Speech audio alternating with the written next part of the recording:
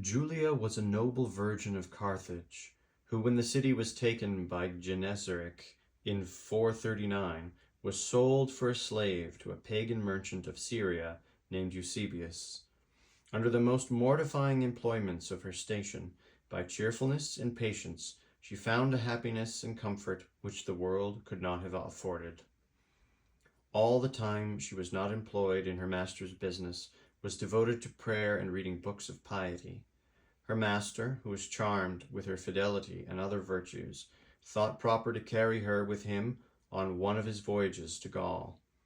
Having reached the northern part of Corsica, he cast anchor and went on shore to join the pagans of the place in an idolatrous festival. Julia was left at some distance, because she would not be defiled by the superstitious ceremonies which she openly reviled. Felix, the governor of the island, who was a bigoted pagan, asked who this woman was who dared to insult the gods.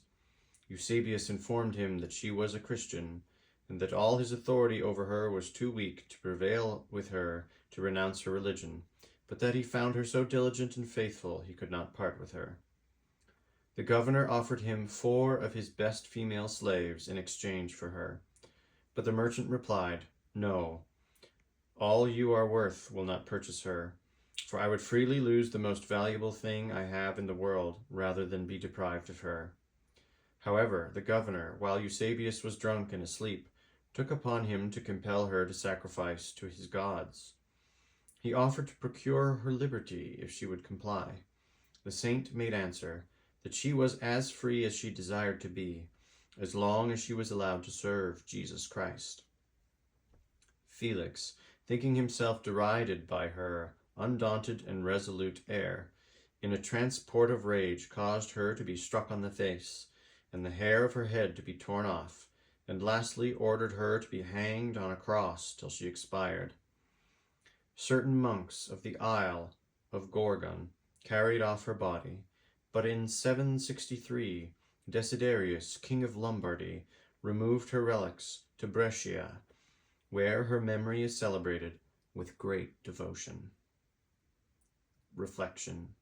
Saint Julia, whether free or a slave, whether in prosperity or in adversity, was equally fervent and devout.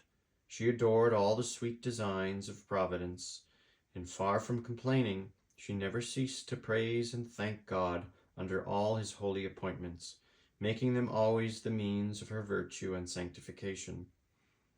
God, by an admirable chain of events, raised her by fidelity to the honor of the saints, and to the dignity of a virgin and martyr.